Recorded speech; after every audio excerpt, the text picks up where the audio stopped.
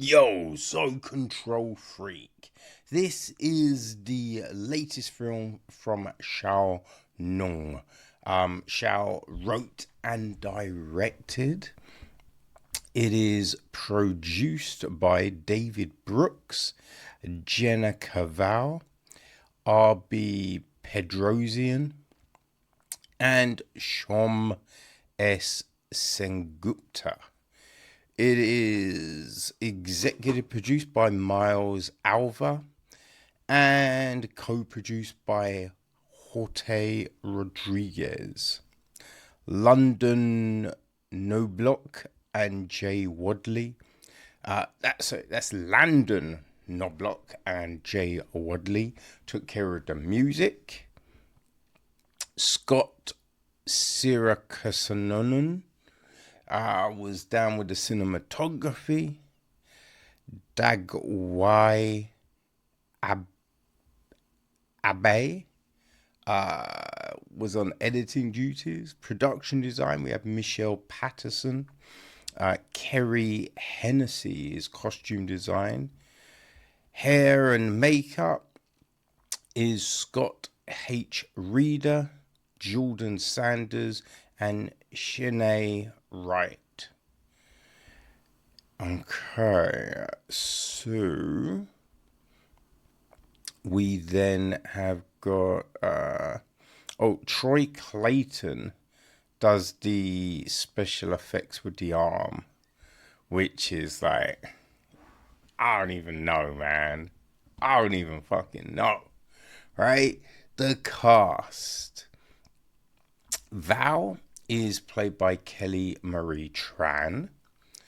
A younger version of Val is played by Nova May Murillo.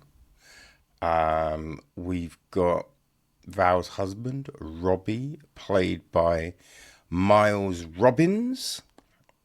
There is her dad, Shang, played by Tone Lee. A younger version of Shang, played by Justin Pionun. There's her aunt, Fu, played by Kai Chinai. Her assistant, Crystal, played by Callie Johnson. We got Mason, played by Zach Gold. Dr. Chen, played by Scott Takeda. Rachel, played by Chelsea Parsons. The makeup artist, played by Christina Pope. Ashley, played by Samantha Coppola. The security guard is Milton Saul. Sanshi, played by Stanley White Jr. Okay, that's the main. Yeah, that's all our main people, I would say. The gist of all of this is a motivational speaker is tormented by an unrelenting itch on the back of her head.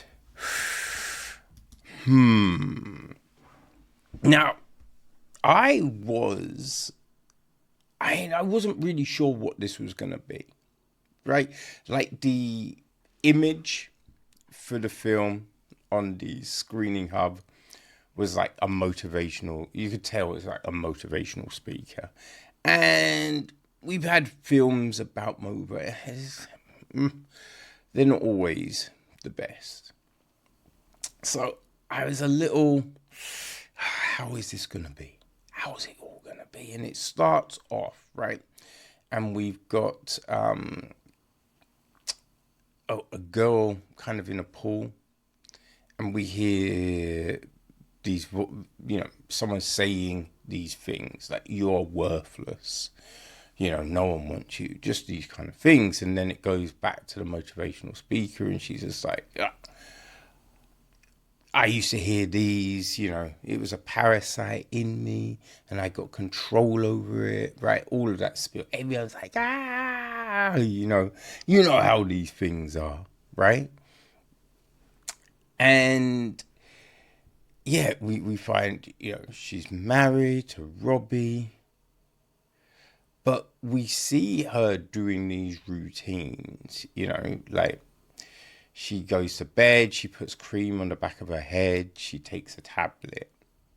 You kind of figure what those tablets are. And then we get to a bit where, Robbie is just like, oh, I can't wait until we have kids. And she's like, yes, I know. And you're just like, well, this is going to blow up at some point, right? But, we see her giving these talks, but not necessarily be in control of her own life, right? She does the swimming, holding her breath underwater, and we kind of learn that might be to do with the fact her mum drowned, right? So all of these things trying to get a hold of her life. And it all feels fine. We then have her have to get in contact with her aunt and her dad. And things start to get a little with the dad, right? She sees this image which freaks her out. And I think the level of intensity kind of ramped up a bit more. Because at the start with the film, you have to kind of believe that she's having all of these kind of odd feelings and compulsions and stuff. But we get a bit more supernatural, as it were, after the visit with the dad. And things get interesting. I felt things were getting more interesting. She keeps on seeing bugs in the house, which I'm just like, yo, like if you're seeing that many bugs, you're calling someone. You're doing things to try and control that shit. It's not just, oh, And I ain't putting my eye to no hole in the wall. Are you crazy? But as the film, we then start seeing like manifestations and things like that, which is, it's getting creepier and creepier. And then we see things, right? And you're like, oh shit, okay, right? And it really felt that the film was doing more now, right? Because you have two people hiding behind the varnish of a thing, right? Self-help guru, monk.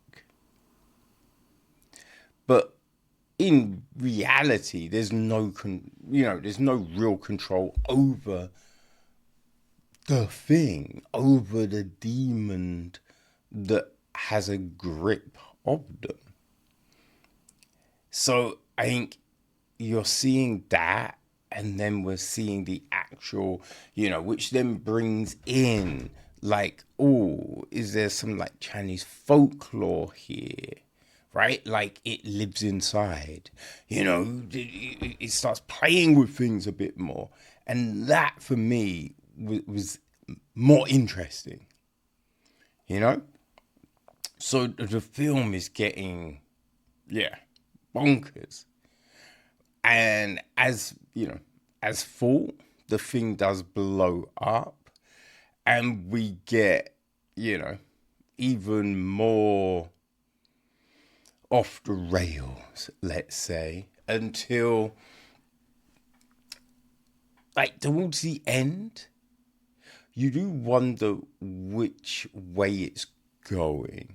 Because after a certain thing, you're like, oh, okay.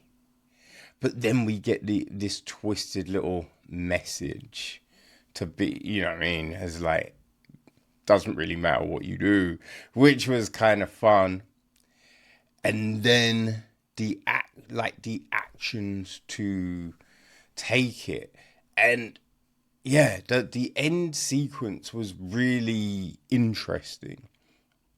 It was really interesting because I think a lot of times when you have these demons, when you have these things preying on you, no one else knows, right?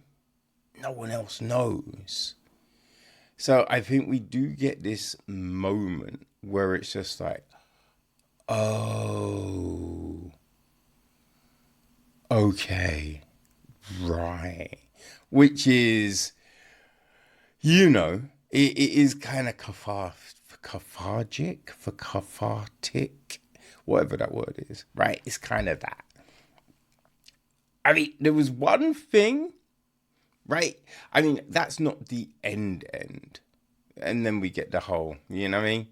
But in the you know what I mean, like bit at the very, very end, as we play out,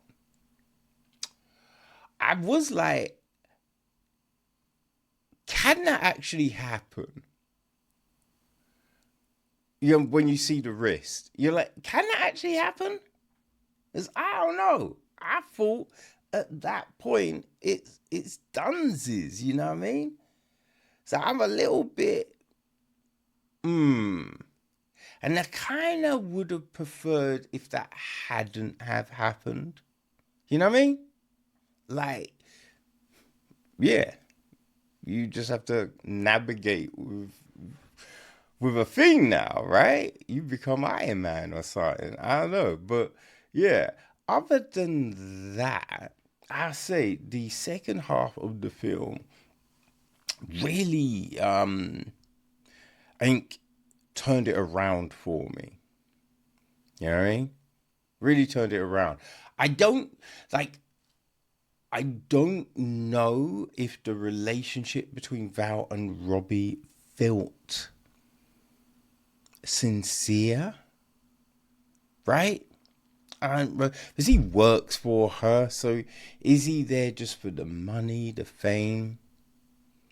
You don't really know, right? That's one part of the film, again, that doesn't really, I feel, flesh itself out. But yeah, the second half with the whole inner turmoil and everything, that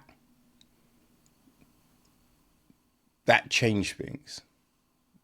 So yeah, up to that point, I was a bit on the fence. I was a little miffed, but then yeah, I'm like, okay, this is decent. Kind of made me think of that Hulu. Yeah, it was another Hulu one, Appendage from, I forget if it was last year or if it was 2023. But yes, I think if you liked Appendage, I think you will enjoy Control Freak. So yes, it's on Shudder. So if you've got that, and if you like horror and all of that kind of jazz, you probably do have Shudder. Okay, so that's where you will. What? No, it's on Hulu. What am I talking about? Yes, no, this is definitely, or is it?